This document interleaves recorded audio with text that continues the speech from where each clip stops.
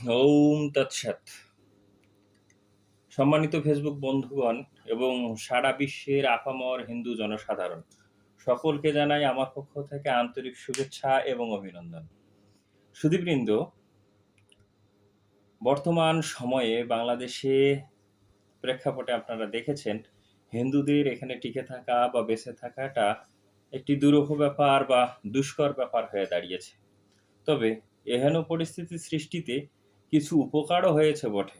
যেমন, এটা আজ স্বচক্ষে এটা বলতে পারি, নির্দ্বিধায় বলতে পারি, গত কয়েক দশকে বাংলাদেশের হিন্দু নিজেরা নিজেদের মধ্যে একাত্মবোধ প্রকাশ করার ক্ষেত্রে যত কোটি গুণ পিছিয়ে ছিল, কোটি মাইল হয়তো পিছিয়ে ছিল, সেটা আজ বাংলাদেশের হিন্দু বলেন এবং সেই আবহাওয়া হয়তো বা আরো অন্য জায়গায়ও প্রভাব ফেলবে। অনেক পরিবর্তন ঘটেছে, এটাকে সাধুবাদ জানাতেই হয়। তবে এই পরিবর্তনকে স্বাগত জানিয়ে বলতে চাই, সুধীবৃন্দ, আমাদের কিছু প্রথা, আমি একজন হিন্দু, আমি একজন সাধারণ হিন্দু, আমি আমার অভিমত জানাতে চাই। আমাদের কিছু প্রথা যেগুলোকে আমরা বহন করে বেড়াচ্ছি, সেই প্রথাগুলোকেও নিয়ে আজকে আমাদেরকে নতুনভাবে ভাবা প্রয়োজন, নতুনভাবে চিন্তা করার প্রয়োজন। তেমনি একটি প্রথা হলো গুরুবাদ। সুধীবৃন্দ, আমরা গত কয়েক দশকে বা বাংলাদেশ সৃষ্টির পর থেকে এখন পর্যন্ত সকলেই একই মোহনায়, একই স্রোতে এসে দাঁড়াতে পারিনি শুধুমাত্র একটি কারণ, আমাদের মধ্যে বিভিন্ন গুরুবাদ প্রচলিত আছে। আর এই গুরুবাদগুলোই তৈরি করেছে বিভিন্ন ধরনের সংগঠন এবং সনাতনী হিন্দুরা একে অপরের ভাই না হয়ে একে অপরের শত্রু হয়েছে, যার সুযোগ পেয়েছে অন্য সুবিধাভাগী গোষ্ঠীগণ। তাহলে বলতে হয়, এই গুরুবাদকে আজ আমাদের সমাজ থেকে ছিঁড়ে ফেলতে হবে, উপড়ে ফেলতে হবে। দেখেন, কোনো একজন ব্যক্তি কোনো এক সময় জীবিত ছিলেন, তিনি অনেক মেধাবান ছিলেন, তার অনেক দর্শন ছিল, তিনি একজন সাধক ছিলেন। তাকে তিনি জীবিত থাকাতে আমরা তাকে গুরু করেছি, তার সান্নিধ্যে এসেছি। খুব সিম্পল ব্যাপার, খুব স্বাভাবিক ব্যাপার। কিন্তু তার মরে যাওয়ার, তার গত হওয়ার অসংখ্য বছর পরেও আজকাল তার ছবি টাঙিয়ে তাকে ভগবানের আসনে রেখে বিভিন্ন ধরনের পূজা চলছে। সুধীবৃন্দ, এটা চলতে দেওয়া উচিত নয়। আজকে আপনারা যেমন সচেতন হয়েছেন, তেমনি এই সচেতনতাগুলোও তৈরি করুন। আপনাদের মনে হয়তো প্রশ্ন জন্ম নিচ্ছে, তাহলে কি গুরুর কোনো প্রয়োজনীয়তা নেই? এই গুরুর কথা তো ভগবান শ্রীকৃষ্ণ গীতাতেই সাপোর্ট করেছেন, গীতাতে প্রকাশ করেছেন। তাহলে আপনাদের মনে হয়তোবা প্রশ্ন জাগতেছে যে আমি কে? আমি আবার কোন হরিদাস পাল, এখানে এসে বলতেছি যে গুরুবাদকে উপড়ে ফেলতে হবে।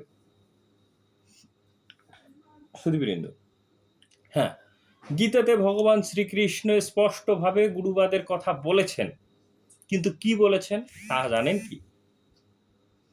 যে কথাটি তিনি বলেছেন ৪র্থ অধ্যায়ের ৪৩ নম্বর শ্লোকে ভগবান বলছেন, তৎ বিদ্ধি প্রণিপাতেন পরিপ্রশ্নেন সেবয়া উপদেক্ষ্যন্তি তে জ্ঞানং জ্ঞানিন তত্ত্বদর্শিনঃ। সুধীবৃন্দ, খুব সহজ বাংলা অর্থ করলে যে অর্থটা দাঁড়ায়, এখানে বলতেছেন সেই জ্ঞান তুমি তত্ত্বদর্শী মহাপুরুষগণের নিকট যাও।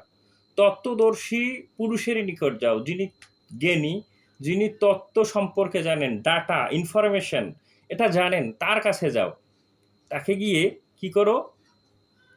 উত্তম রূপে প্রণাম করো, পরিপাতেন, এবং বলতেছেন তাকে, অর্থাৎ শ্রদ্ধা করার কথা বলতেছেন, প্রণাম করা, এবং পরিপ্রশ্নেন, তাকে প্রশ্ন করো, অকপটভাবে প্রশ্ন করো।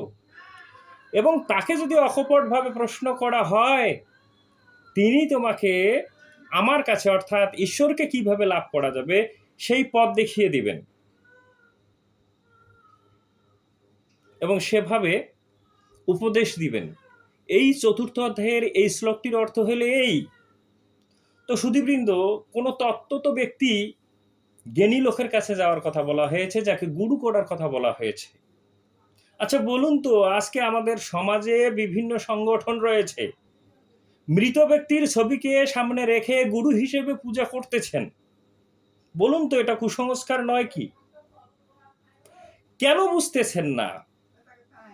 আমাদেরকে যদি কোনো জ্ঞান অর্জন করতে হয়, তাহলে যিনি জীবদ্দশায় আছেন, অর্থাৎ জীবিত আছেন, তার কাছে গিয়ে প্রশ্ন করতে হবে, তাকে প্রণাম করতে হবে। আপনি প্রশ্ন কাকে করবেন? মৃত ব্যক্তিকে প্রশ্ন করলে, মৃত ব্যক্তির ছবিকে প্রশ্ন করে তিনি আপনাকে উত্তর দিতে পারবেন? কখনোই পারবেন না। তাহলে যিনি জীবদ্দশায় আছেন, যিনি আপনাকে জ্ঞান দিতে পারবেন, তাকে প্রণাম করুন, তাকে শ্রদ্ধা করুন এবং তার কাছে প্রশ্ন করুন, এবং সেই প্রশ্নের মাধ্যমে আপনি তত্ত্বত ভগবানের কাছে কিভাবে যাওয়া যাবে এবং ভগবানকে কিভাবে লাভ করা যাবে সেই জ্ঞান পাবেন। সুধীবৃন্দ, আমাদের সমাজে আজকে যারা এই গুরুবাদকে ব্যবহার করে নিজেদের উদরপুত্নির ব্যবস্থা করেছেন, সমাজকে শিক্ষা তো দিতেই পারতেছেন না, উপরন্তু শিষ্যদের বাড়িতে বাড়িতে গিয়ে শিষ্যদের মাথার ঘাম পায়ে ফেলা অর্থ কুক্ষিগত করে নিচ্ছেন।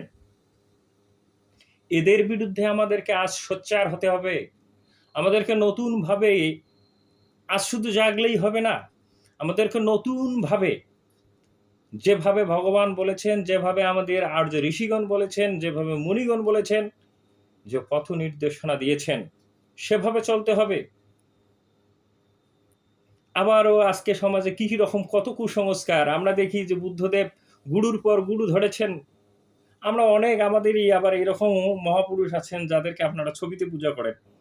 এমনও অনেক মহাপুরুষ আছেন, তারা গুরুর পর গুরু ধরেছেন। যতদিন পর্যন্ত সমাধিস্থ না হয়েছেন, যতদিন পর্যন্ত সত্য সুন্দরের পথ খুঁজে না পেয়েছেন, ততদিন গুরু পাল্টিয়েছেন। কিন্তু আমাদের সমাজে এই ব্যবসাকারী, অর্থাৎ এই শিষ্যর বাড়িতে গিয়ে গিয়ে টাকা তোলা, চাল তোলা কিছু কিছু গুরু আছে, যারা সমাজে প্রচার করেছেন যে যে শিষ্য গুরু পরিবর্তন করে সে নাকি নরকে যাবে, সে নাকি আর কোথাও মুক্তি বা মোক্ষের পথ খুঁজে পাবে না। আসলে লালনের একটি গান আছে, নিজে কানা পথ চেনে না, পরকে ডাকে বারংবার। এই সমস্ত গুরুদের থেকে আমাদের সমাজকে রক্ষা করতে হবে। যেমনটি আমরা আজকে বিভিন্নভাবে, রাজনৈতিকভাবে হোক, সংখ্যালঘু হোক, আমরা বিভিন্ন কারণেই বিভিন্ন জায়গায় আজকে যেমন অত্যাচারিত হচ্ছে, একটি অভ্যন্তরীণ অত্যাচার হচ্ছে এই সমস্ত কৃষ্টি কালচার, এই সমস্ত গুরু। তার বাদে আসেন আমরা আমাদের সমাজে যে লোকটি বিজ্ঞান সম্বন্ধে জানেন, যে লোকটি পাতঞ্জল ঋষির অষ্টাঙ্গ যোগ সম্বন্ধে বোঝেন, যে মানুষটি প্রাণায়ামের প্রকৃত শিক্ষা দিতে পারবেন, সেই ব্যক্তিটিকে আজকে আমাদের সমাজে গুরুর পদে তাদেরকে বসাই। আর এই সমস্ত ভণ্ড, যাদের অক্ষর জ্ঞান নাই, যারা শুধুমাত্র কিছু কুসংস্কার আউড়িয়ে সমাজটাকে, হিন্দু সমাজটাকে অধঃপতিত করেছে, তাদের থেকে আমরা আমাদের সমাজটাকে রক্ষা করি। যেমনটি বহির যে বিভিন্ন ধরনের আক্রমণ প্রতিহত করে আজকে আমাদেরকে হয়তো বেঁচে থাকতে হবে, জানি না আর কতদিন বাংলাদেশে সনাতনীরা বাহিরের এই বিভিন্ন গোলযোগ থেকে নিজেদেরকে রক্ষা করার জন্য আন্দোলন করবে। তেমনিভাবে নিজেদের ভেতরকার অভ্যন্তরীণ এই গোলযোগগুলোকেও, অর্থাৎ এই কুসংস্কারগুলোকেও দূরে উপড়ে ফেলে দেওয়ার জন্য আমাদেরকে সচেতন হতে হবে। আসুন নিজে সচেতন হই, আরেকজনকে সচেতন করি, এভাবেই সমাজ পরিবর্তন হোক, নতুন কিছুর সূচনা হোক, নতুন কিছুর আবির্ভাব ঘটুক। আর এরই মাধ্যমে যেন আমরা কোনো একদিন বিশ্বের বুকে পরিচয় হতে পারি উন্নত মানব গোষ্ঠী, উন্নত জাতিগোষ্ঠী হিসেবে। সেই শুভকামনায় আজ এখানেই। সকলেই ভালো থাকবেন, সুস্থ থাকবেন। ওম শান্তি।